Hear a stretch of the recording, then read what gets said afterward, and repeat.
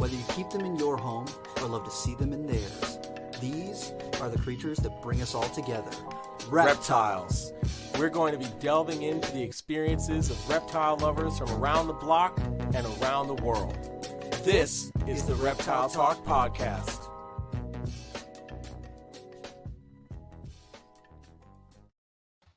What's up, everybody? This is Jeremy Turgeon from Brassman Reptiles. And I'm Rob, and I'm keeping it real. And we're back. We're back. We're back for another exciting episode of Reptile Talk. We're in our 60s now. Yeah, I'm here for it.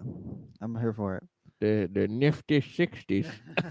When do we qualify for a senior discount? I mean, I think 65 we should get our AARP card. No. I think is that how that works? I think that NPR set the tone, and it's got to be over 100 episodes. Over 100 episodes. And then you can get one. Bum, bum, bum. Well, we're almost there. We're Dude, more than halfway there. I'm super pumped for our guest tonight. Yes, absolutely. Who do we have tonight? So Rob? we have a very special guest. We've got Rich Crowley from R&D Exotics. Boom. Boom. Let's get him in here. Get him in here, and boom. How's it going, Rich? Bam. Hey. Dude, I'm so pumped to have you on tonight. Oh man, I'm looking forward to it. I mean, when you first reached out to me and say, "Hey," I was like, "Oh, awesome!" And happy 60 plus, man. I mean, come on, NPR has pulled it off for the last few years. You guys are the next gen. I mean, come on. We're trying. Appreciate that, man. It's really hard to keep up with Owen and Oscar. Oh, Eric. Oscar sounds better. Oscar does sound so much better. Oh no, I'm gonna hear about that. I mean, me too. But so, Rich, for the people who might not know of you, what kind of got you hurled into the realm of reptiles? What got you like into hurled? Just how hurled? Not tossed. No, some of us were gently tiptoed in, and then some of us really dove in. Yeah, no, I did not. I got thrown into the deep end pretty early on, and I'm like real happy I did. So for those who don't know, I'm based out of Illinois. I've been an Illinois native for my entire life, and my baby sister hits the century mark on Memorial Day Monday, so it gives you enough context here. But yeah, no, I had family down in Southern Illinois, Southern Tip, and into Missouri. So people talk about the pilgrimage to Snake Road and stuff. Dude, I grew up with, visiting that a couple times a year. That's awesome. I've loved everything. I mean, I'm not specific to reptiles and amphibians, but there was a juncture or a point in my life where I realized that reptiles were more appropriate for me. And I had real severe allergies. So anything furry, fuzzy, feathery just messed with me something fierce. Yep. So but maybe you guys appreciate this. I was actually an invertebrate guy long before a reptile guy. So I have to acknowledge this a little bit. So I raised actually crayfish when I was up through my preteens into my teens. So I kept crayfish. I would collect the real small juveniles, raise them up. I had a pond in the backyard that I would raise them up and keep them.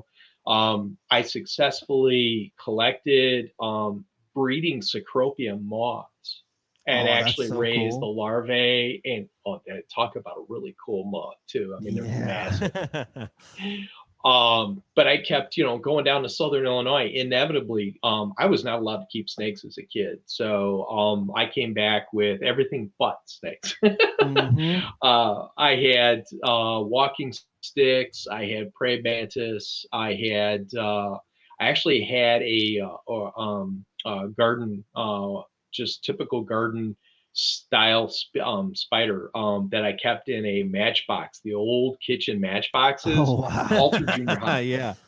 And it was a female, so it actually lived, so I kept it, fed it and everything else. And so yeah, that was really cool. And the challenge I had was, I love snakes. I always had an affinity to snakes, lizards and stuff like that, but the snakes were, because it was the prohibited fruit, right? I wasn't able to keep it at home.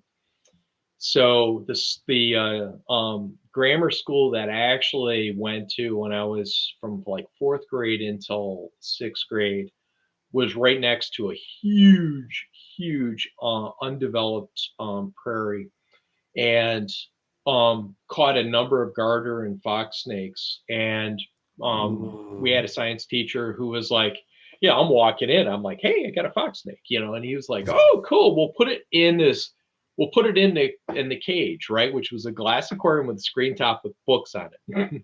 The classic. The classic. Which segued it into my like what I probably spent the last 30 years dealing with is reptile rescue.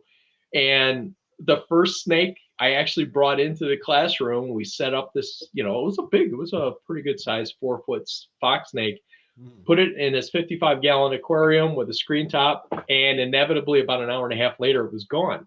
And how did that ever happen? The grammar school that I went to had no walled-in classrooms. It was an open architecture. So it wasn't like lost in the classroom. It was lost in the entire school. Building. Yeah.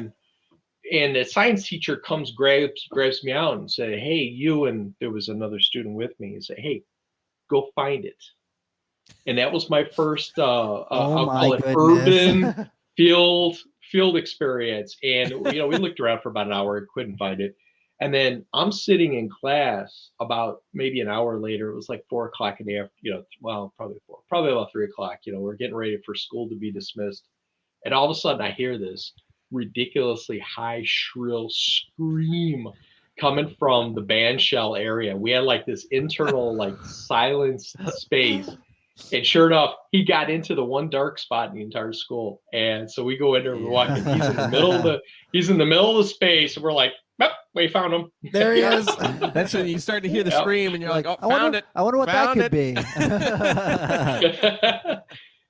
And the rest is history. I mean, it kind of just segued from there. And, I certainly love all animals. I mean, I've probably collected multiple species over my lifetime. And I've had to balance out the desire to be, when I met my wife, which is kind of when things catapulted, both of us were just simply aquarists. We kept freshwater, saltwater fish and invertebrates, and we didn't have reptiles at the time. And we were just dating. We didn't know each other at the time. And it was kind of like, oh, you got a fish. I got a fish. Let's go. Yeah. Check out the pet shops for fish. And then all of a sudden we saw the first baby snakes. And all of a sudden we start reminiscing. My wife's like, oh, I had a boa constrictor when I was in high school. And I'm like, well, I had a ball python when I was in college. And I kept fox snakes and garter snakes in school. And so it was like, all of a sudden it was like, ding, ding, ding, ding, ding, ding, ding. All these lights are going off. Yeah. Oh, yeah. And she's a keeper, even after all these days. And she comes in and flashes me naked later. But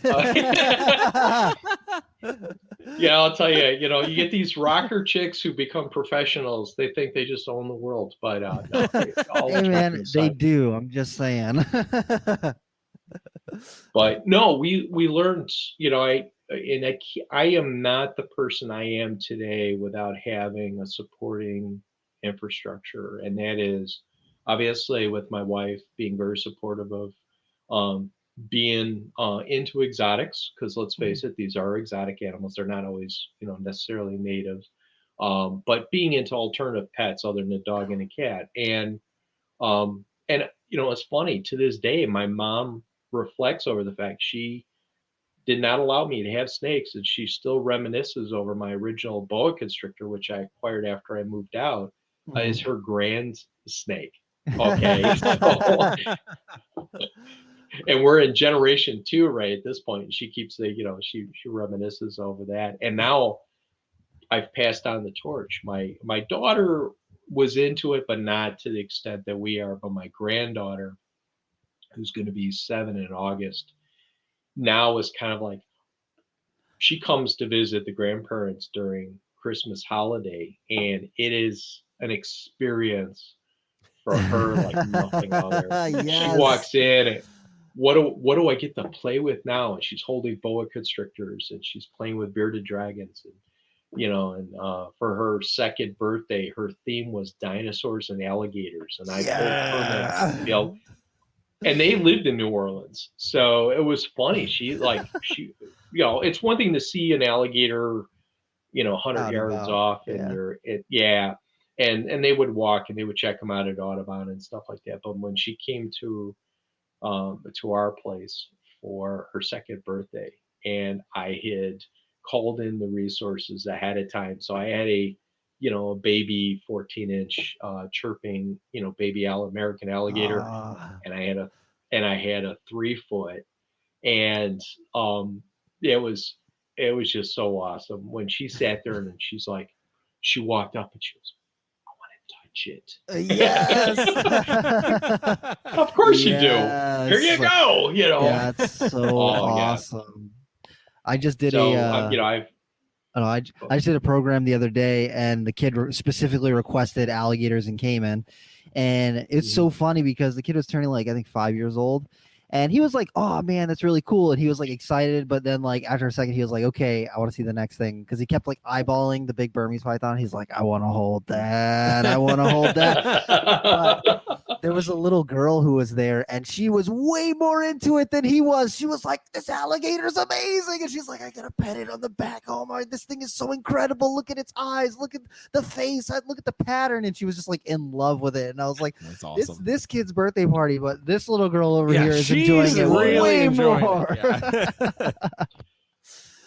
I'm going to have to be honest. After doing this, so I've been with the Chicago. For those who don't know, I've been with the Chicago Herpetological Society in a lot of different roles, from adoptions chairperson. I'm like the treasurer now, which I got suckered into that as an accountant.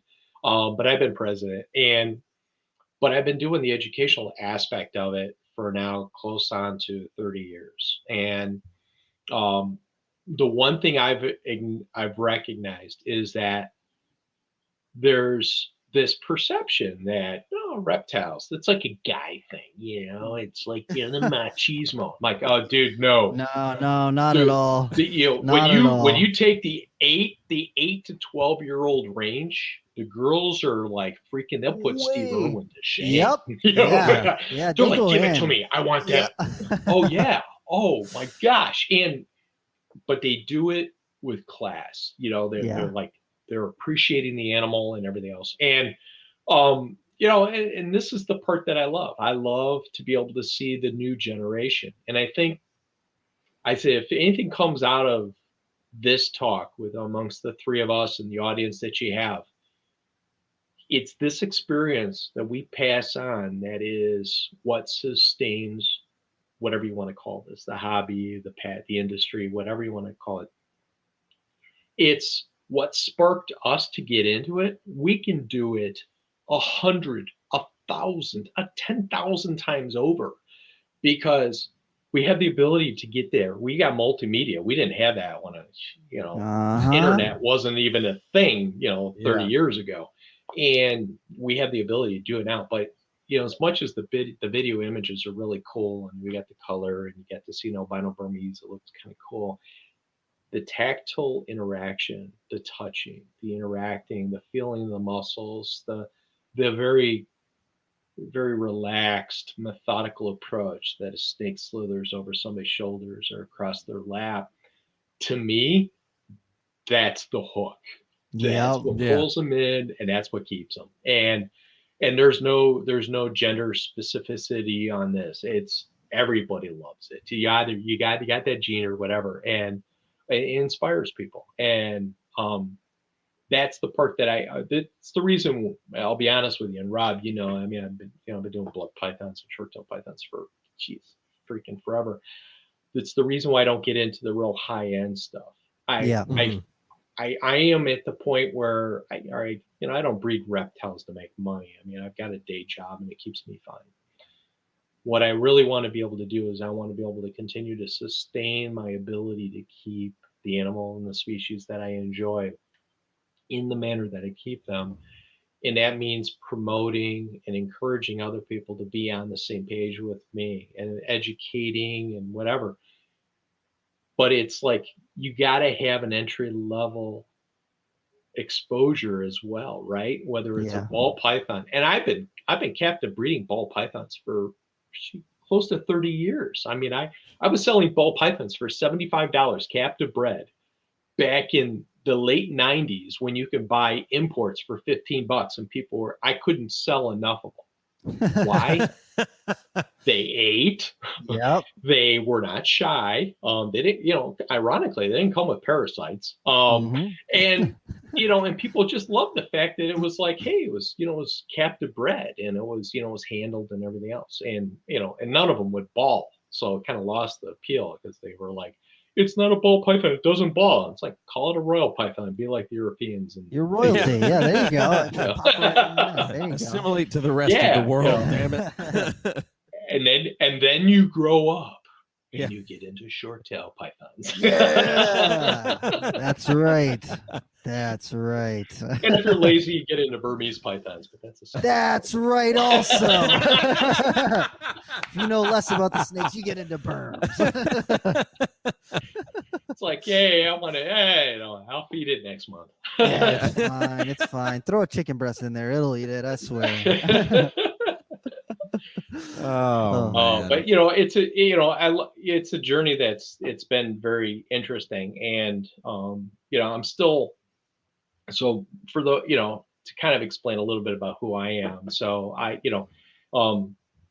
early on, somebody talked me out of going to biological sciences as a career. I mean, I had a strong affinity to become a veterinarian and a biologist. And I had a PhD biologist in the family, and I had some veterinary members of the family, extended family, and they were like, don't do it.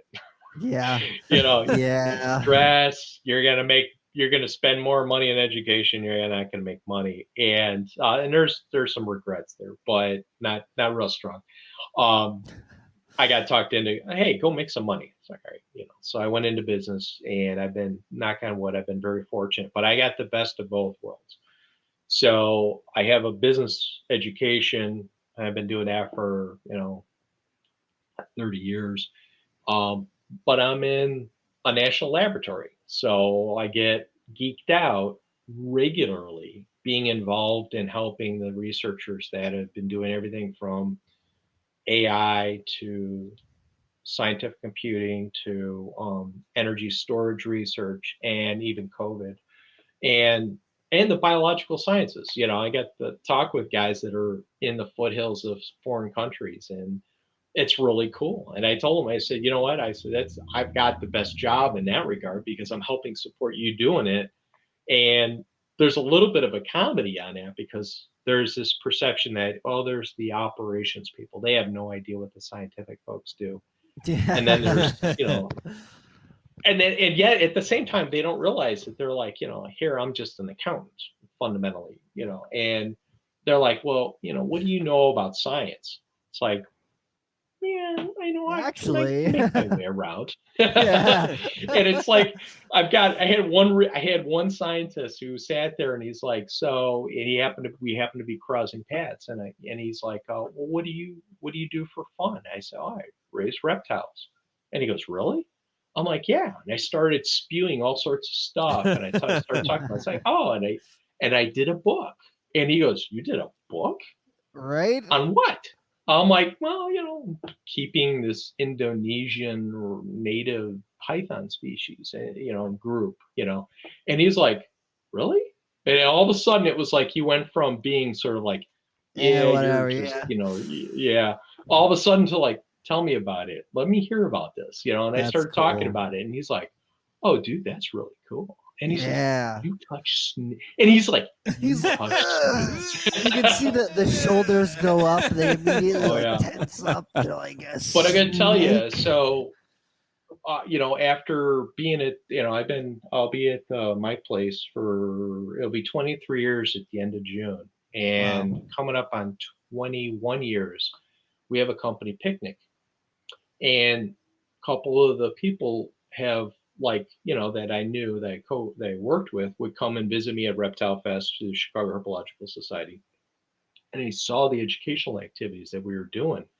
And they were like, Rich, you ever think about doing a company picnic? That would be awesome. And I'm I'm like, yeah, yeah, sure. We got about like 1,000 to 1,400 people that show up. And I'm like, wow. do you think they'd like it? And they're like, oh, they would love it. So I spoiled them the first year. I wrangled all my veterans, right? So we brought in Nile crocodiles. We brought in sulcata tortoises. We brought in Burmese and reticulate pythons that were like 15, 16, 18 feet long. Nice. I brought in the blood pythons, the Borneos. I've got pictures of lab directors over the course of the last 20 years, right? Yeah. Holding the snakes on their shoulders and stuff like that. And everybody tells me to this day, they're like, the only reason they go to the company picnic is to see your stuff. That event. That's so awesome. That's dude. so cool. It's cool. Yeah. That's so and sweet. I mean, there's a way to make an impact, right? It could be small where you guys know, you can step into a classroom with 25 kids, a small classroom, right? And you could be holding, pick something, a cane toad, colubrid, anything. And you immediately see the white of the eyes. They're like, oh my goodness. Yeah. And then you hand it to them and say, you can hold it or touch it. And all of a sudden it's like, the ones you've hooked in. Oh yeah. You can tell. It's just like all the bells are ringing, all the lights are flashing. They're like, oh, this is it. This is the pinnacle right here. Oh yeah. And even if it's a novelty, and let's face it, to some extent, there's a little bit of sensationalism and novelty because it's, again, culturally, it's the prohibited fruit, right? Yeah, so people are like, oh, you don't do that stuff. But when they do, and they realize it's not, for one, it's not the prohibited fruit, right? It's really, there's not much. It's attainable. Talk about touching a ball python, right? Yeah. But we've all gone through that. I grew up not with the realization that it was always about field collecting. You go out, you herd the field, you see it. Maybe you can capture it, and I ain't snapping turtle. I was, collecting frogs, turtles, invertebrates and stuff like that. And because I was told you can't have a snake, right? That's fine. I'll get everything else. And I remember my sister got a job at a pet store, and I think I was transitioning. I think I was a senior in high school, and I was moving to college. And again, we're in the Midwest, right? It's not like Florida or these other places where you're just bombarded with exotic animals and stuff. And my sister got a job at working at a local pet store, and I went to go visit her because I'm like, it's a pet store, it's cool, right? And yeah. They had an OKT style corn snake. Okay. Ooh. It was the bomb. I saw that. I'm like, oh my God. It's red, it's checkered, it's patterned, it's cool. It was like, and then it was also $120, and I'm like, I had no money to do that, but I'm like, I want one of those. And it set a goal.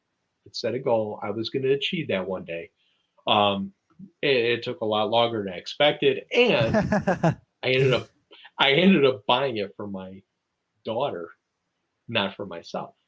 But that was the ultimate achievement because it was like, I remember going to a show. We went to a reptile show here in Illinois. My wife and I had been dating. My wife, I had my, it was my stepdaughter, and she was probably 5 when I met her. And by this point, she was a couple years older than that. And so she started appreciating all the animals, which we were both starting to amass separately until we moved in. And she's like, I want that. And it was this little corn snake, and it was, OKT style. Yeah. And she's like, it was like $12.50, right? You go to a reptile show, and, it was many years later. And it was like, I looked at her and was like, we're doing it. We're doing it. It's going down. Yeah. That's awesome. And we had, and her name was Kimberly after I think it was the pink like Power Rangers or something. Oh yeah. Power Rangers. Yes. Oh yeah, we covered we covered Disney, we covered Marvel, the names just go on forever. But she, she wanted it, we got it. I mean, we kept, Kimberly lived for us for, oh my gosh, forever. And, and this is the challenge with kids, right? Not all kids are committed over the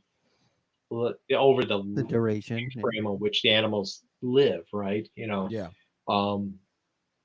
But we were pragmatic about it too, because we went into it realizing it's like, we're getting it's your snake, but we realized we're going to be cleaning the cage and feeding. Yeah, of course. It's just the reality. But the interesting part is my daughter now, she's in her 30s, is she's sort of in that space. So she, even though she doesn't necessarily keep any of the animals herself, and that she has no issue with, she married a great guy who's a science teacher. She's got a daughter who's totally into it. And I mean, this kid's going to be, we couldn't influence my daughter, but man, the grandkid, yeah, she's going to be inherited. When spoiling the grandchild becomes, here's all the corn snakes I could find yesterday. No. I will bequeath all my assets and all my animals to her. There you go. Yeah. There you go. That's awesome. It's like, I wanted to hold that back. Here, raise this. Yeah, you should raise this. It's your snake now. You should name it. It's awesome. fun. And, and we got to recognize the fact, I mean, it's, we love the animals and we like to share the facts about it, but we also have to be respectful for, I'll call it the other side of the equation, right? This is a yin and yang type deal, is that as much as we're zealots, enthusiasts of exotics, and especially with the reptiles and amphibians, there's another counterpart to this, I call it counterculture, that has not had the same exposure, maybe has had some adverse experiences, and how do we help temper them? You may not necessarily turn them, and I've turned them. I've had some pretty good success stories over my lifetime of really working on people that were anti-snake, anti-reptile, to actually getting to the point where not only were they accepting of those animals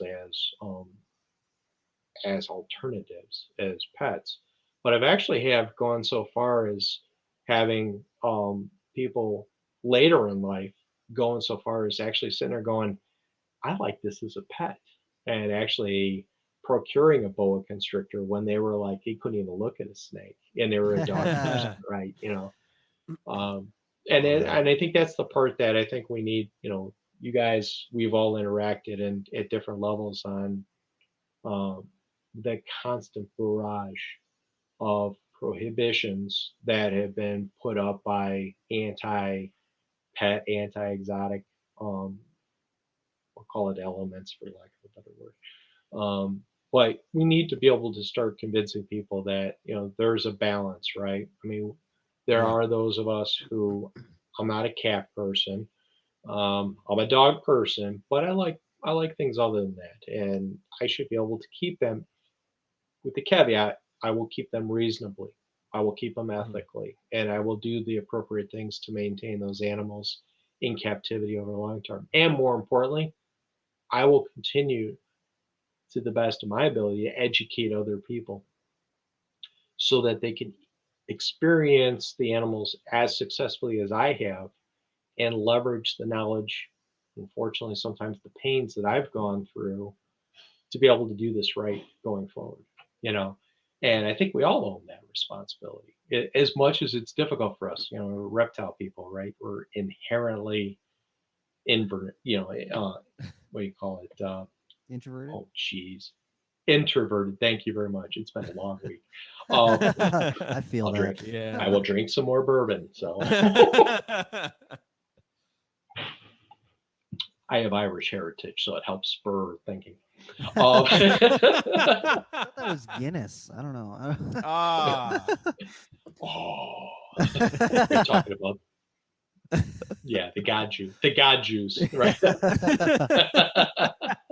Coming from a Gnostic married to an atheist, so but Don't get me started. Sorry.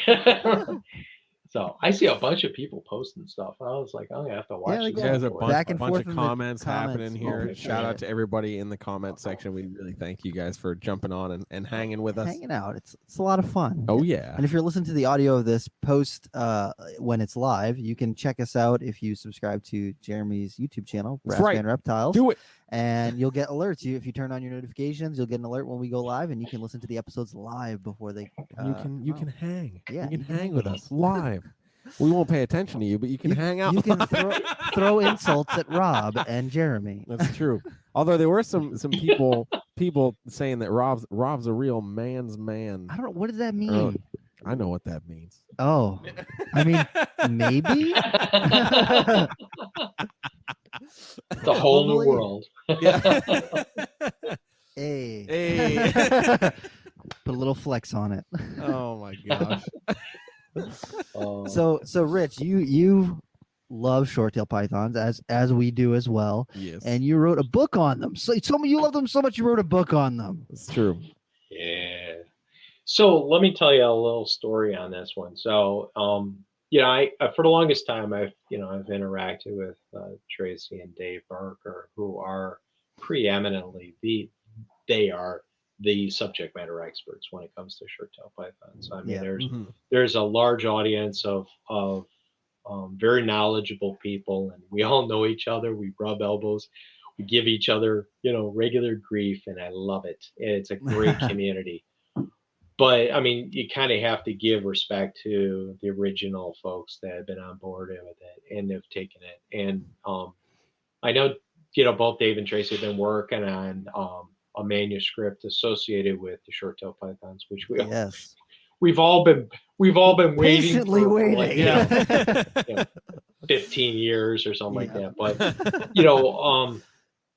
and what I put together. So for those who are not aware of, I've got a book called A Passionate Journey with Short-tail Pythons, and you can kind of see a little bit of the artwork behind it.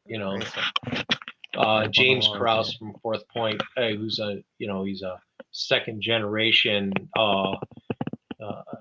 animal person and stuff like that, who just has fantastic talent when it comes to conservation artwork. But I've kept notes for a long time, and I recognize that one of the disadvantages to the popularity of short-tail pythons is the lack of information, the lack of good information. Yeah, for sure. And this is not to take away. There are some fantastic, detailed websites out there. Kara and Ryan Norris have put together, and it's probably Kara because she's the IT guru on that. And but they've put together a phenomenal resource online of short-tail information. But there's a little bit of a challenge with that, and people don't know whether they're skeptical, right? If it's online, doesn't necessarily make it accurate, and people don't always know where to go, right? And there's still a lot of people that just like, if it's in print, it's easier to read, it's easier to resource and reference. Yeah. So, I have a 3-ring binder I've been keeping all the years that I've been keeping short tails, where I've been keeping copies of the emails. I've been, collecting copies of scientific papers associated with the content. And, there's so much more. I mean, my bibliography was cut shorter than I wanted to. The whole book actually was shorter than I originally wanted it to be.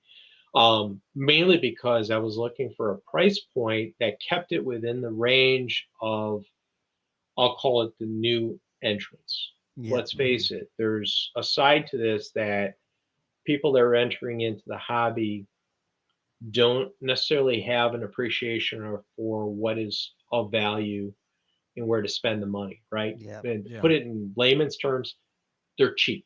Okay. And I wanted something that was, that was relatively inexpensive, where somebody sat there and said, all right, $30 for a book on how to do it. All right. Might be reasonable. And for years I was providing care sheets that I would write up and send to people, but it was only hitting the audiences when they were buying the snakes. And I told people, I mean, I've actually unsold more than I've sold over the course of my my career with reptiles, because I tell people, you're not ready yet. Yeah. You know, I mean, there's nothing wrong with that. I said, you're buying one of my babies, okay? Not some animal I'm flipping that came out of a farm where I'm just, you know, I'm trying to feed my family and everything else. There was no monetary incentive for me. All right. I just told people, I said, I want you to be successful, because on the flip side, I don't want to be called in to rescue this animal later in life and it's got all sorts of health and behavioral issues. So get it right, which means do your homework. And I'll tell you what, after a certain point, I decided I'm going to make your life a lot easier. Okay.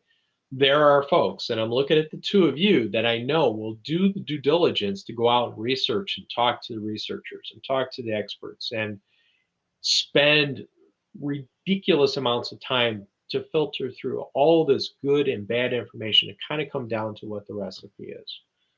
Not everybody does that.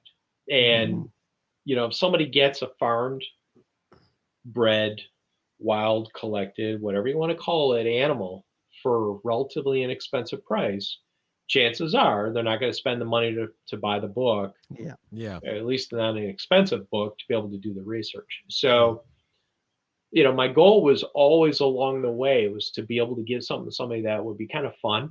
It'd be fun to read, you know, because it was more of a tale, not necessarily just a straight up care and captivity. Give them a little bit of a taste of what is out there.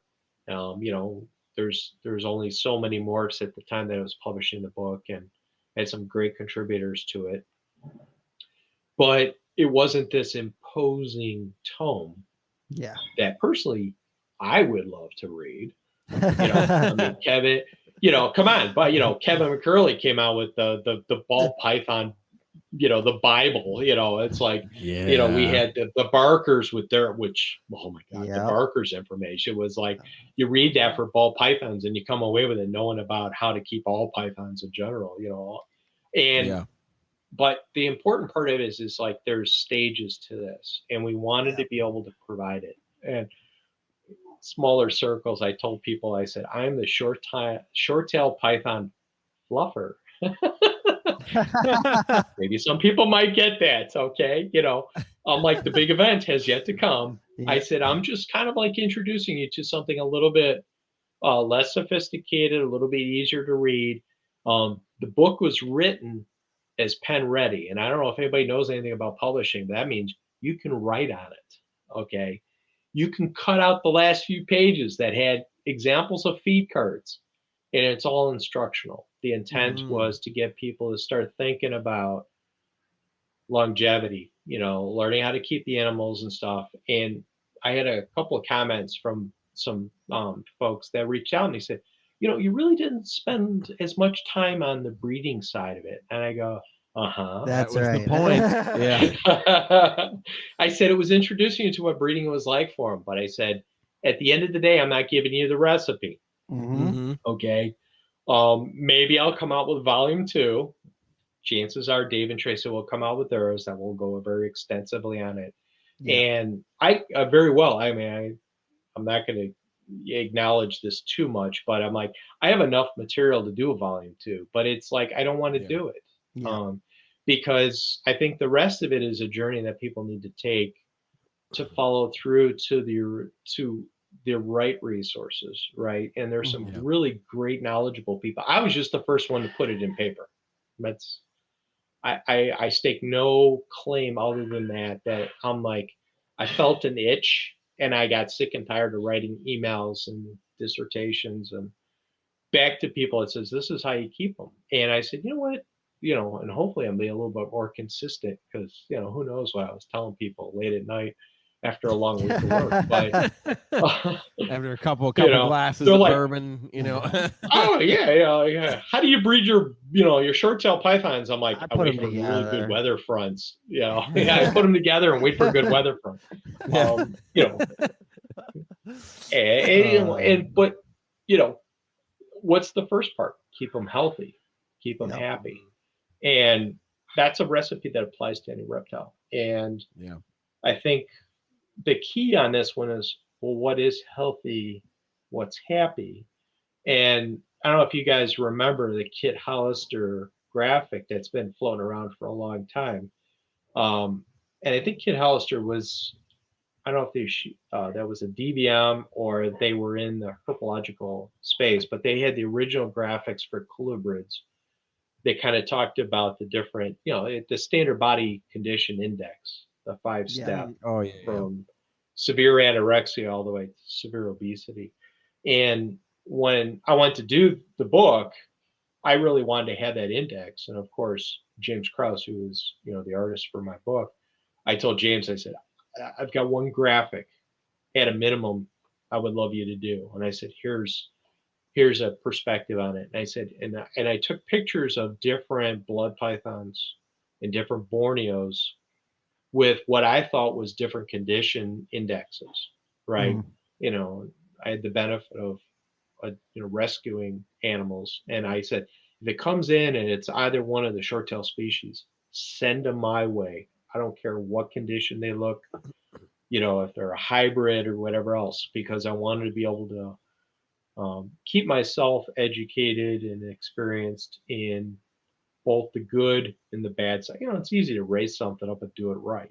Yeah. It's another thing to go through the rehabilitation on an animal that's got severe respiratory, conditions, or to get an animal that nobody can figure out and find out it's a hybrid. Well, is that a hybrid Curtis Breitensteini or Bronger's my Breitensteini or whatever else, so you kind of refresh yourself on the taxonomy and what the differences are. But, it started developing this accumulation of information, and it's like, one thing is the most common is body index condition, right? How do you know? If you want to breed a couple of blood pythons together, I'll tell people right off the bat, send me a couple pictures. I'll tell you whether you should breed them or not. And I don't look at whether it's a matrix and a T positive. I'm looking at what's the body condition. And I said, if you're breeding a level 4, level 5, or level 3 is ideal, I'm going to tell you, don't waste your time. Yeah. As soon as a short tail python is obese, you start running into things like a risk of impact of the animals being impacted or gravid and I can't even talk. Eggbound or something like that. Eggbound, thank you very much. Too many conditions here. But being eggbound, you got other situations where the animals do not have enough body weight, so there's not enough fat bodies on there to be able to sustain that extended period. And you're going to get an animal that's going to slug out, or worse yet, also get eggbound. So, and then start talking a little bit about the behaviors of environmental conditions, right? You become a weather expert when it comes to breeding. Oh, hell yeah. Absolutely. Because you're like, all right, what's the weather forecast for this week? And it's like, we're getting rain. And everyone's like, well, why are you so excited about rain? I will get eggs, or I'll get, whatever. I'll get breeding activity. Yeah, right. So, and that's the part. I mean, I love it all. I love it all because it's so complex and it forces you to pay attention to details that, most of us probably don't pay attention to. Very true.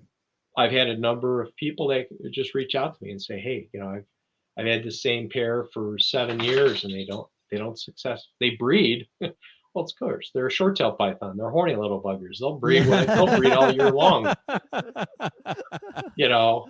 But the females are like, hey, you gonna put a ring on that finger? I'm not committing, and it's what's the conditions that spark that? And I said separation makes a big difference. Don't keep them together all year long. That's point one. Point two, once you've got the body condition index set up and you've got a healthy, I'll call it athletic shaped, breeding pair, is the next thing is the male in with the female long enough for the female to feel like, yep, he's in here to stay, right? So you've got that pheromone effect that allow the female, she'll develop the egg follicles. The question is whether she allows the egg follicles to go the next step, and that is to get fertilized and go into shell. And and that was one of the citations that I came across early on, way back when, that the male's presence with the female has a dramatic effect. Not necessarily the copulation, just the presence of a male has an impact on whether the female kind of commits to the eggs developing. So you got to keep them in there long enough, which, I'm sorry, ball python breeders, you breach into the world of short tails. Yeah, multiple males or multiple females to a male, it's not going to work in your favor. You might get away with it, one male to two females, maybe. But the reality is, it's not one male to seven females like a lot of ball people are doing, or the corn snake people. Yeah. I started out with ball pythons 20 plus years ago. I had a male knock up 9 females. Okay. I mean, he was doing the job. He was a stud, and he was 700 grams at 7 months old. Damn. Okay. You will never hear about that in the blood python world. No. Okay. No. For one, I'll be honest with you. My experiences, well, maybe my males are dysfunctional because I've heard otherwise, but 18 months a male is supposedly sexually mature and can do the job. My males can't figure out which hole to hit. Yep. And the girls are usually coaching them. So I wait. The males kind of, they got to figure it out themselves. It's fine if you go with the Mrs. Robinson image where you've got an older female and a younger male. Hey, I've seen this. I had a female that if I wanted to get a male fired up, I put the male in with her, and she actually would court the male. She would actually the tail wagging. Oh yeah, I mean, she did the job for him, and it was, granted, the Mrs. Robinson context is probably ancient for most of our audience, but going back, but it's this issue is that there has to be a degree of psychological as well as physical maturity in order to get successful breeding. Yep. And there's the animals need that in order to be successful. And if you're really focusing in on a prized breeding activity, and this is where I look at newbies and I say, you know what, stack the deck in your favor. Get older animals and let them do the job. Because by a certain point, Mother Nature kicks in and it kind of gives them what they need to understand to know how to interact with the opposite sex during those behaviors. So if that takes 4 years, 5 years, so be it. Yeah, it's not a sprint. But you want to do it. No, it's not. And let's face it, you get every other year, right? So you miss it, and I've had those years where I slugged out and it's like, oh crap, the next chance is 2 years. It's 2 years from now, and I mean, we're short tail python keepers. I mean, we might as well be winemakers for all that matters, because it's like, we'll just wait till the next vintage. Yeah. I've got a nice ripe 2014 that's just getting ready now. It's gonna be beautiful. and of course I'm the guy with if it wasn't for bad luck, I wouldn't have luck. Inevitably I'm the one who I go all out and I get that one animal and it's like, all right, cool. And I bring it in and it's, it's supposed to be a male and it turns out to be female. So, yeah. And I've had that. I'm going to tell you, I've had that happen more often than I care to admit, to the point where I actually expect that when I buy that real high end animal, somebody's like, oh yeah, it's a male. It's a male. I'm like, all right, it's a female. Yeah, but it's definitely a girl. It's got to be a girl. And then there's a little bit of the rubbing, like, hey, remember that male that that 4 gene animal that you sent me and I paid a ridiculous amount of money for? And it's like, it turned out to be a girl. And they're like, no. It can't be. Yeah. The problem I have is I got more females with multi-genes than anything else. But, it's not a bad thing to be into. Could be worse. But it could totally be worse. Yeah, it could be worse. Yeah. But it's the one species that I've recognized, and I've dabbled in a lot of different species. It's the one species I recognize it is actually the most challenging to successfully sex Oh yeah. properly. Oh yeah. Unless you get that really fantastic mushroomed, bright red popping at the time, there is the possibility of missexing it, and it's a weird one too, right? You think you got a male, inevitably it turns out to be a female. You never had the other way around. Well, at least I haven't yet, and I've been very fortunate in that. But I've had at least 6 over the years that I have attained from fairly experienced, reputable sources, and they sold as a male, and it turned out to be female. Mm-hmm.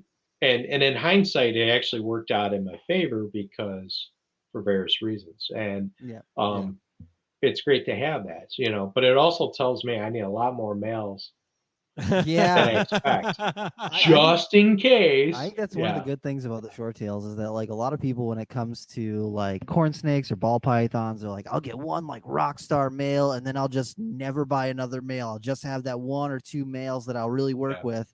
And with short tails, it really doesn't hurt. I mean, it usually helps to have almost as many males as you have females, to make sure that you're hitting the right projects, Well, and like I said before, I mean, you're really looking at 1-for-1 pairing, right? Maybe 1-for-2, depending. But really you have to plan.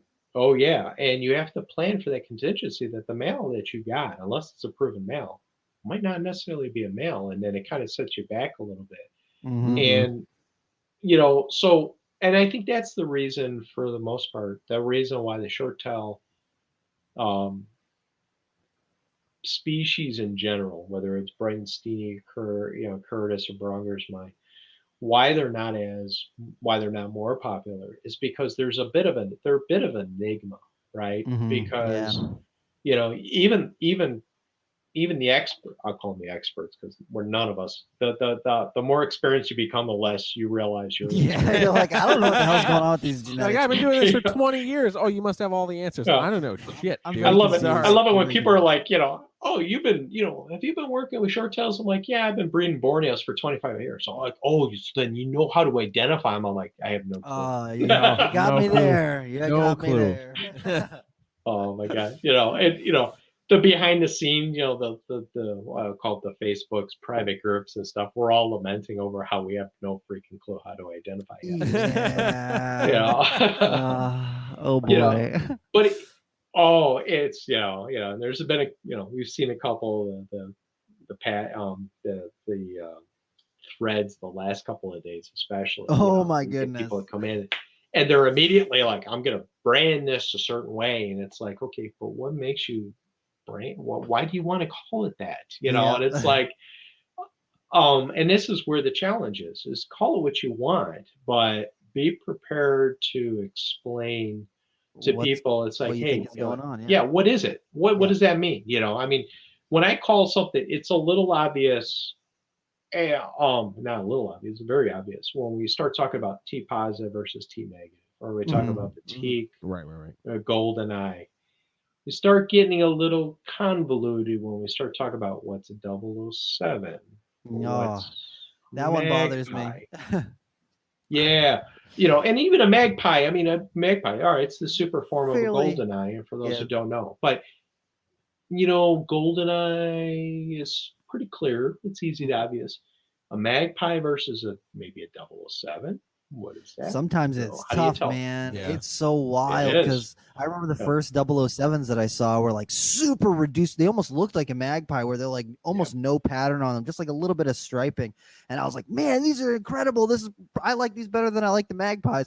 And then all of a sudden I started seeing people making more 007s from like an ivory to a golden eye, and they look almost like a regular golden eye. And I'm like, okay, that is not the same thing.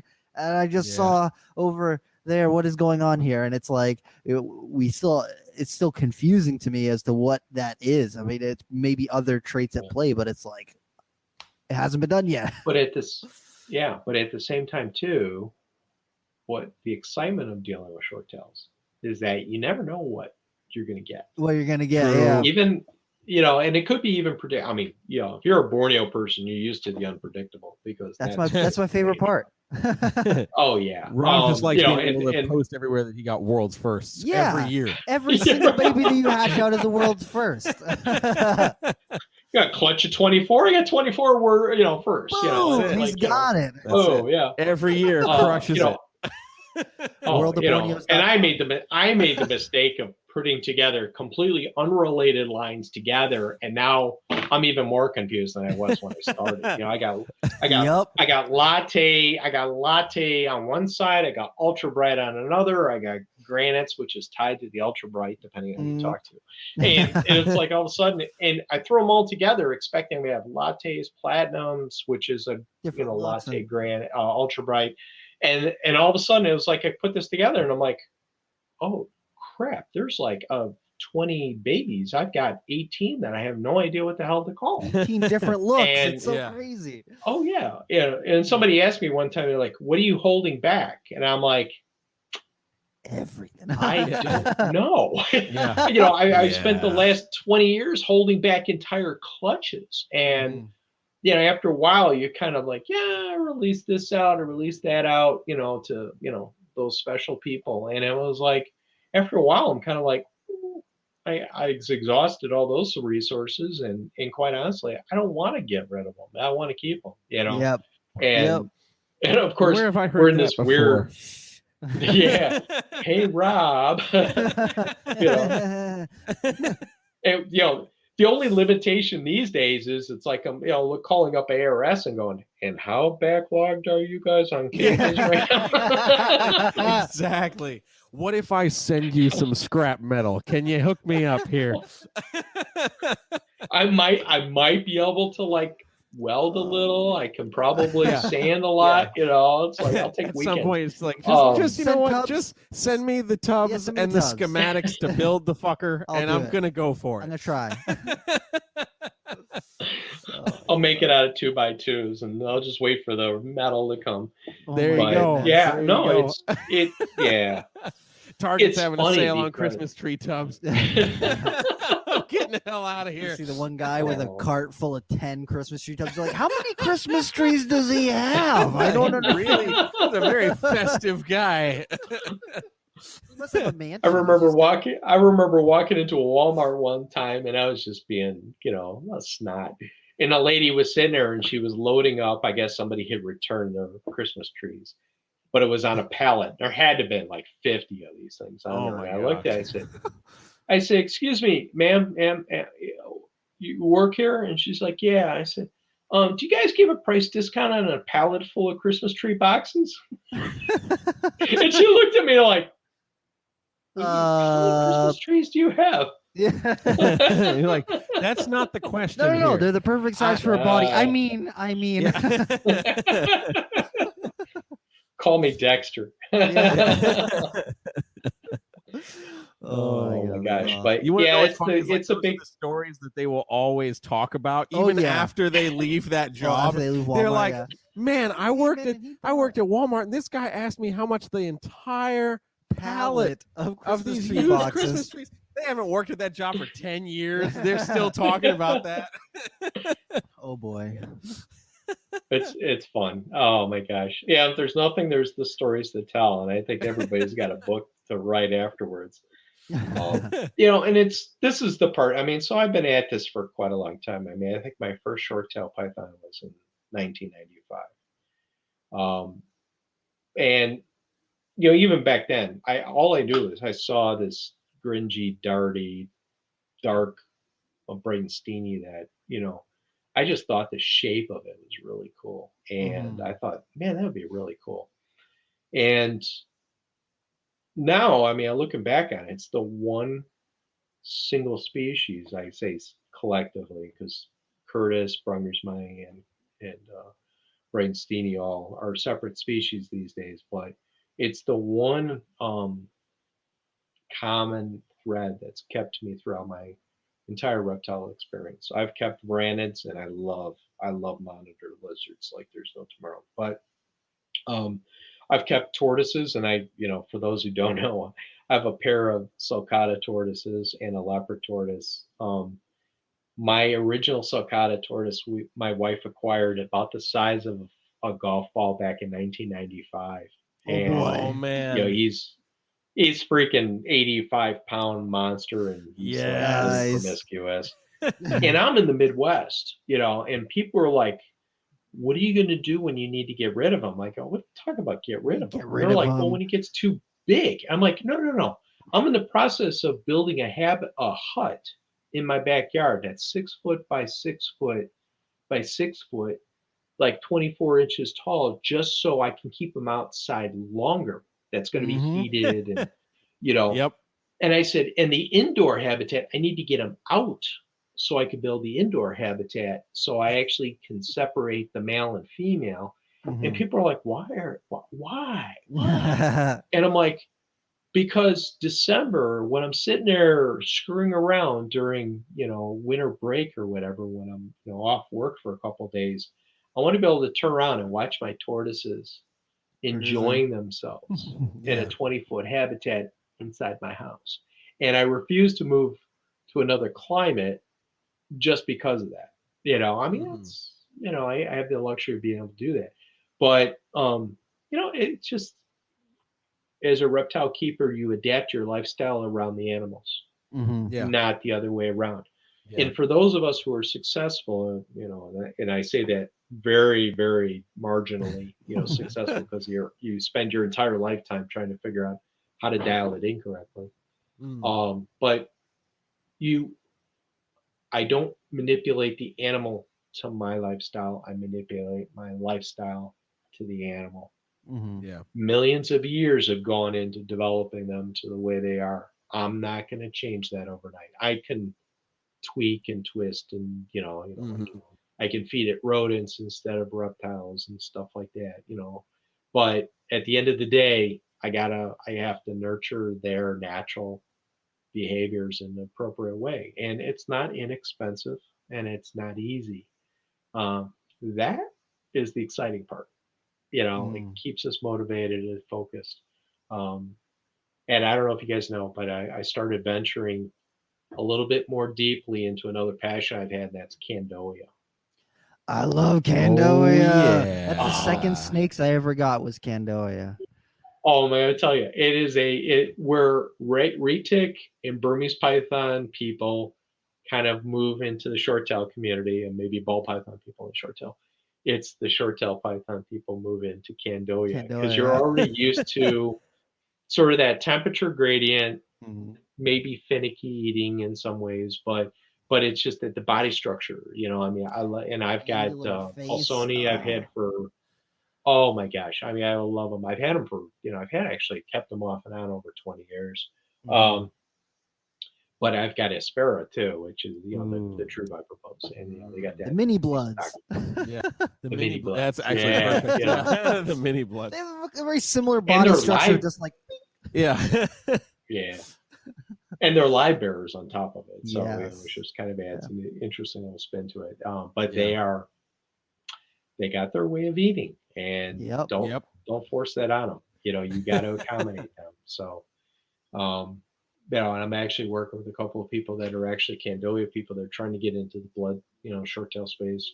Cool. And then of course, you know, so it's kind of it's fun, you know, and we need a little bit of variety, something to, you know, spur a little bit of, I call it the competitive challenge of something new. You know, I'm looking at you two guys, and you guys have, you know, you got challenges and species diversity up the yin yang with where you're at. But, I get that at Nerd, and then most of my own stuff is, I mean, the scrubs are challenging, but aside from that, everything else is pretty easy. That's not changed. Bolins and scrubs have been a challenge for a long time, man. But the cool part about it is, I think time pays off. There are people that will commit to it a long time. The same with the Bolene. I think we'll get those dialed in. We may find it to be unconventional. And I'm kind of looking forward to when people finally figure that. I don't have the patience for it, but me either. I can appreciate the complexity of it. I remember the old Al Baldago conversations when he was, you know, out in the field looking at the Bolins. You know, of course, you could read stories all the way back to when Crutchfield and company were collecting them out in the wild. But yeah, there's going to be some mysteries are going to face us for a long time with some of these species. They're not easy. And absolutely, we need to. We're getting better at adapting our mindset over to it. Yeah. You know how the animals are. Right. And I think that point's great into the fact that you're getting into Candoia, because in some ways they're similar to some of the things that you're keeping already, but in a lot of ways they're very different. And when you start to open your mind up to different ways of keeping things that you might not have thought about before, it can improve the ways that you keep the things that you already do. Because you know, I was talking about, what was it? I can't even remember what it was. I was talking to I'll talk about this. Owen from NPR. He's got baby carpet pythons, and he had some trouble feeders, and he's got the rhino rats, and you know, going from keeping rhino rats, and a lot of people will start them on guppies or minnows or like whatever little feeder fish or whatever, and they're like, well, why don't you try it with the carpet pythons? And he had some stubborn carpet pythons, threw some feeder fish in there, and boom, they hit him right away. If he hadn't been keeping a species other than his carpet pythons, he would have been sitting there trying to get mice into him, you know, trying to do the same things over and over and over again that may or may not have worked, and, you know, may or may not have been successful with keeping the animals alive. But because he had that little sidestep to a different species, it's just that little bit different. Boom, he found something that works. And now that he's got that in his back pocket, he can apply that to some of the other things that he's working with. And I think that that's something that, you know, there's a huge amount of work that you can do when you focus on one species and just do that and run with it. But when you have got a little bit of diversity, or even just learning about different species and how people do different species, it can really up your game when it comes to whatever you're doing, even if it's just one species or two or three or whatever. Yeah, and I think that's the one area that I have to recognize credit. You know, when I did rescue for the Scarological Society, I coordinated this during 1998 through 2000, and I took over the mantle and developed other people to be sort of the lead on it. And sort of, I was there for the special species, that, you know, the ones that were a little bit more challenging. But during that period of time, so we're talking only 3 years, right? The first year I did 1,300 animals. Yep. The second year I did close to 1,500, and then I think the third year I did probably about the same amount. And I was dealing with, you name it. I mean, you cover the gamut. And here we are in Chicago, so we have an international airport. We had king cobras, we had gaboon vipers, we had you know, large reticulated pythons and Burmese pythons and iguanas and boas and, you know, stuff like that. Mata.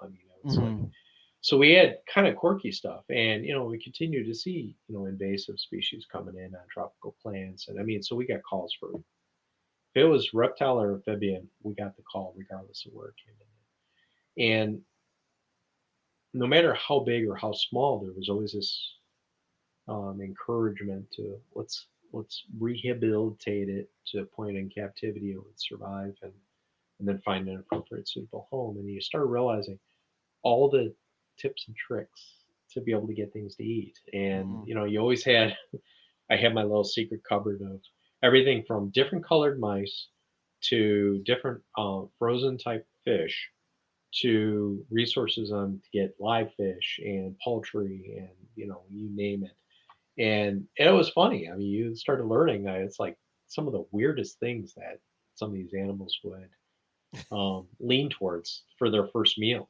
you know, in captivity. Captivity is, you know, really traumatic for some, you know, for an animal that's out of the wild at least.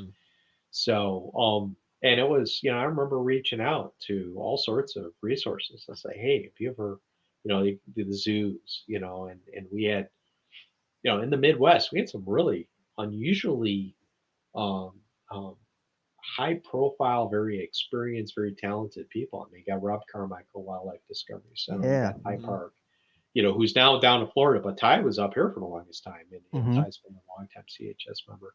You know, we had Ray Pauley, you know, former curator of the Brookfield Zoo. You know, Ray was founding member of the CHS at one point.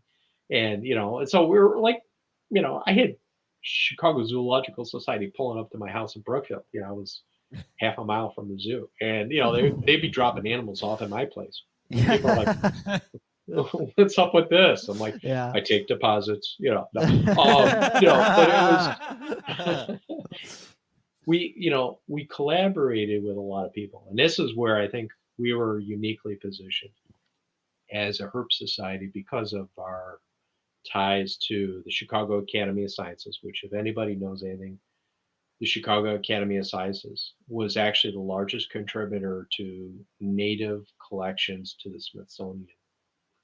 So it's been around for an extremely long time. Yeah, the Field Museum, the Chicago's, Field Museum, the Shedd Aquarium, very prominent organizations, and we have ties to University of Chicago, and other academic institutions, and it just ended up being a very interesting collection of really prominent, knowledgeable resources to tap into. We got the University of Illinois Veterinary School, so when we're doing rescues and we get animals that either had to be euthanized or were dead when we collected them and stuff like that, and it's like, well, what do you do? Well, I'm not going to throw the corpses out, because I got a veterinary school that I want to be able to see experienced in exotics. It was either them or we'd up in Wisconsin, so we were providing them resources. And we had Paul Sereno with the University of Chicago, renowned National Geographic paleontologist.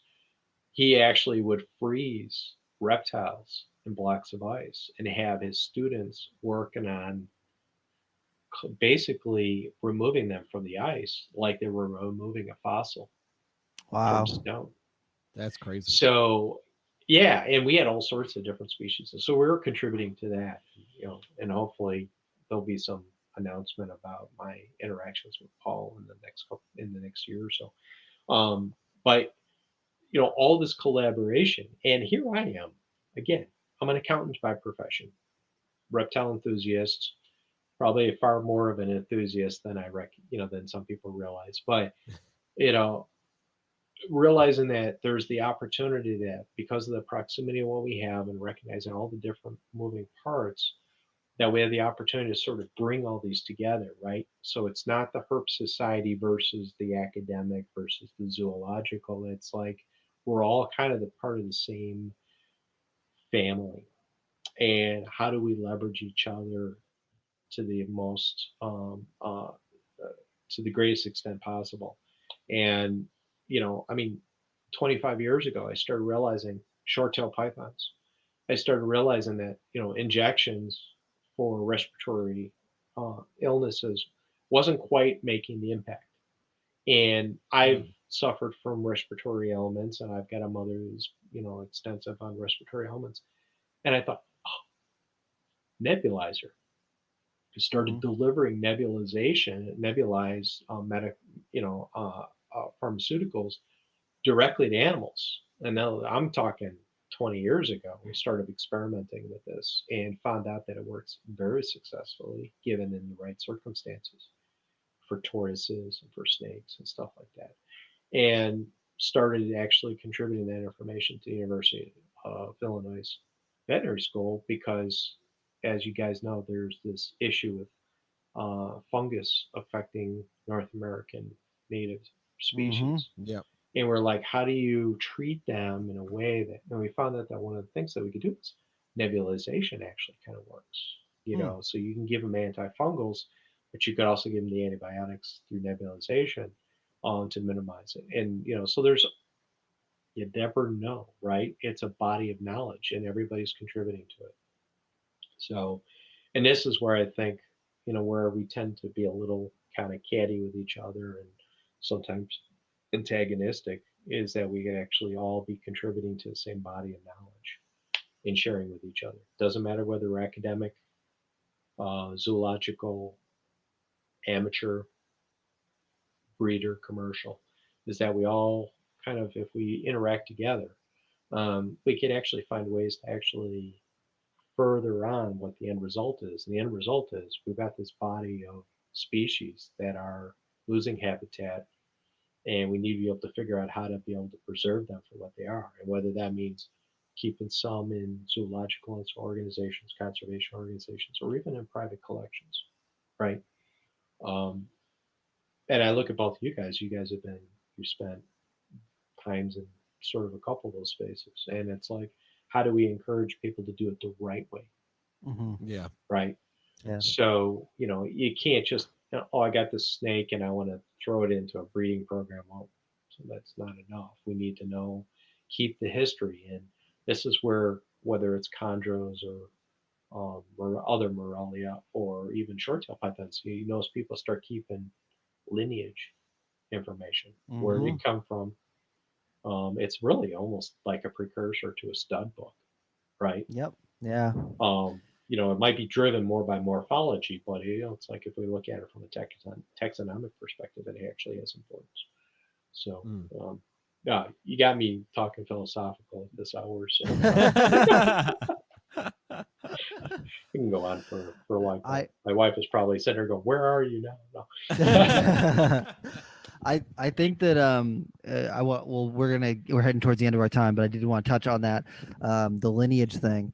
I'm really excited to see. I'm hoping that in the next 5-10 years that there's someone or something that is able to put together some sort of like website or registry, kind of like AKC, where you can follow the line of the different animals that people are working with, because I think that would be really cool to be able to follow, where the siblings to the animal that you've got are going, and even if people, they don't necessarily have to, put their information publicly on display, but to be able to see updates and see what was produced from this kind of animal. I think that's going to be that could be hugely important for, figuring out things that are more tricky, like crested geckos. People just kind of breed them and then they hope for the best. Or, sometimes they just throw, two things that look the same together and they produce something that looks completely different. Or the Borneos or Amazon tree boas. I think about a lot of the polygenic things where, it's just going to be this accumulation of information over time and looking at the different ways that things are produced. And maybe it can help us figure out what's going on with them, because as of right now, there's individual people that are looking at, a species, or looking at, how people are, or what people are sharing online and that sort of stuff.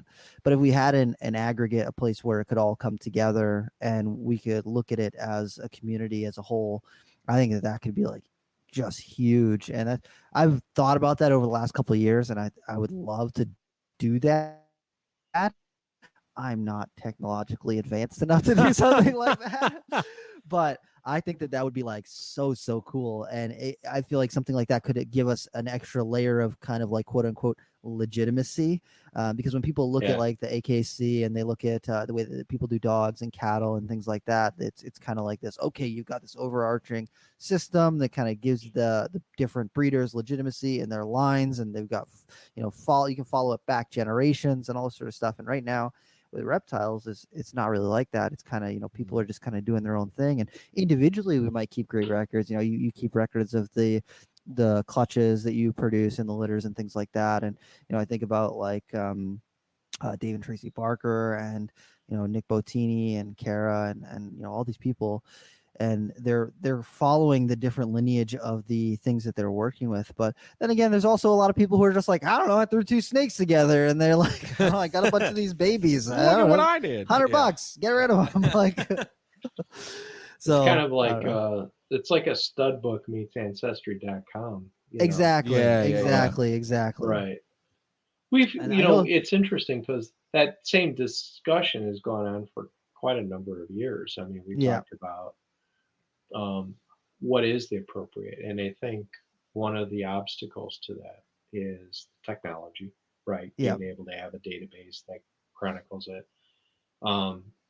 And I'll throw this into the extreme when you look at things like Borneo's, is understanding the genetics, right? Yes. Not the taxonomic aspect of it, but just the morphological aspects of, where an animal originates from truly, and what characterizes certain appearances over others. And just for my own sanity, and certainly I had a starting point very rudimentary with the book that I put together, was some morphs are really obvious to identify. When we talk about things like You start out with the T negative, the T positive. You start looking at genetic stripe like the CVE line or the Pro-Exotics line, and we talk about hypomelanistic, and we talk about we start getting into the combination morphs, right? Mm-hmm. So we look at the ball python, world is it the world market? Where you have world of ball pythons. World of ball pythons. Thank you very much. So we don't have something like that for all the different species, and ball pythons are one of them. And even then, there's a little bit of subjectivity to defining a morph. Mm-hmm. A T negative and T positive, that's easy, right? But to be able to narrowly define something down to like, is it a granite or a marble Borneo? Is it a ghost, a latte, an ultra bright, ultra platinum? So it starts getting a little bit more complex in some of these, and we don't know. And the problem is we have experimentation at the hobbyist level of just, hey, I got two snakes, I'll put them together, and whatever, and I'm going to call it whatever I feel like calling it at that moment. And the reality is that there's no, if you were to look at a stud book and say, all right, what defines look at AKC, right? What defines an ideal American bulldog or an English bulldog or a Chihuahua or whatever, is that we haven't really defined what the appearance is to be able to turn around and say, and then here's the offshoots of when you take an English to an American or whatever, And I started doing something along that line recently in my spare time, right? But more importantly, it was also giving recognition and in some ways honor to who was the person that first produced some of the more combination morphs, right? Mm-hmm. So we look at, and I got to give homage to Nick Bettini, right? We get the electrostatic, right? So you've got a combination morph that's got multiple genes in there. But the lay person, if they were to look at it, how would they know what it is? A T positive, okay, we might be able to identify that versus a T negative. That's kind of a stretch. But the issue is that how do people be able to sit there and say, look, hey, I can tell the differences. And this is where the short tail morphology has worked against it versus the ball pythons, versus the reticulated pythons, is that the genetics on those other species are really easy. They're very predictable. They're almost calculable. We start getting into short tail pythons. No, it's not, because there's a lot of polygenic variation with it. I could have a normal blood python that could produce what appears to be genetic striping of some, or I shouldn't say genetic striping. Striping. Some sort of striping, okay. Yeah. Is it genetic? We don't know. Okay. And the only way you know is through selective breeding. And this is where the challenge is. And it's also what often prevents short-tailed pythons from being able to command some of the predictive pricing that you will see in other species, is because you don't know. You don't know what you're getting. And what I'm proposing, and I'm looking at Rob, kind of challenging him on this as well to be a participant, is let's start building sort of that dictionary, right? Let's start developing what are all the different appearances, and then start backtracking them to figure out, can we figure out where they came from? So that's a discussion for a different time, but it's certainly planting the seed for further, probably long beyond the time frame you guys had set up. But it's a short tail talk, Hey, that's it, man. This is reptile talk, man. We're just talking reptiles right now. That's it. Exactly. So before we wrap up, we have one question that we ask all of our guests on this show, and it's a very important question. Boxers or briefs? No, that's not true. Boxer briefs, duh. But so the one question that we ask everyone who's on here is, what in the realm of reptiles, be it something that you're working with in your own collection, something you've seen online, something you're watching someone else doing or working with, some sort of scientific thing that's going on, what within the larger umbrella of reptiles, what has got you excited about reptiles right now? Wow. It's a tough one. All the above. Yeah. So, for those that maybe don't know, but I've been a Varanid guy for as long as I can remember. Knocking elbows with the likes of Robert Spracklin, and I had my chances with Steve Irwin and stuff like that. I love the intelligence, I love the diversity, I love the challenge of these modern prehistoric animals, and I love the fact that we've got everything from dwarf monitors all the way up to Komodo, and I think the challenge there is being able to figure out how we can balance. I'll call the inherent nature and challenge associated with varanids with maintaining them in captivity in a successful and I would say safe manner for the public and for for the people involved. That's the first thing I say. I would love, there's so many species I want to work with, and I can't do them all. The flip side to that is I would really, really like to see more research and a lot more work being done in that area. Everything across the spectrum. I would love to see Adatria varanids take a more prominent place in captive pet options, right? Yeah, I think Ackies make fantastic. And I haven't even explored Kingorum and the LNA and stuff like that. But they're cool. Yeah, they're really sweet, cool. yeah. Kimberly's and stuff. And my goodness. I have an old love to Dorianus, and I would love to get another Dorianus again. Okay. But yeah, I have had some interesting experiences with them. But yeah, I mean, it's I think monitor lizards have a lot to be done. They also there's a challenge there. Yeah, not everybody can get a. I can't imagine crocodile monitors becoming popular. It's like, oh my gosh, it's scary. They are really popular. It is scary right how now. much they've really popular. popular. In popularity. Have your own velociraptor. Yeah, pretty much. Yeah. Oh boy. Yeah. Okay, so Rich, if people want to find out more about you and the things that you're doing, where should they find you? Where should they find you on social media? So Instagram, I'm obviously Rich Crowley Reptiles on Instagram, Facebook. My obviously I've got I still have a website, and I do try to maintain that pretty well. So Rich Crowley Reptiles. My email is Pagona31. I've had for probably 30 plus years at yahoo.com. So if anybody's really trying to reach out to me, even if it's just to shoot the crap and and try to validate details. My goal is to make people successful with keeping reptiles and amphibians. It doesn't necessarily mean in my space. I just don't want them to suffer the burnout, suffer the ill effects of taking an animal that they're ill prepared for and having to rehome it, because I deal with that a lot. So but yeah, and hopefully if people are around in Schaumburg at the NARBC, sounds like things are opening up, and I'm vending there, and it should be a lot of fun. So I'll be just stop by and say hi. Yeah. Sweet, man. That's awesome. So thank you so much for coming on tonight. I appreciate it a lot, man. This has been fun. We're gonna have him on for round two. I feel like this went too quickly. Yes, exactly. Always does. But you guys are great. I appreciate it. So awesome, man. Take care. Have a nice night, and we'll talk to you again soon. Thanks, guys. Take care. Yep.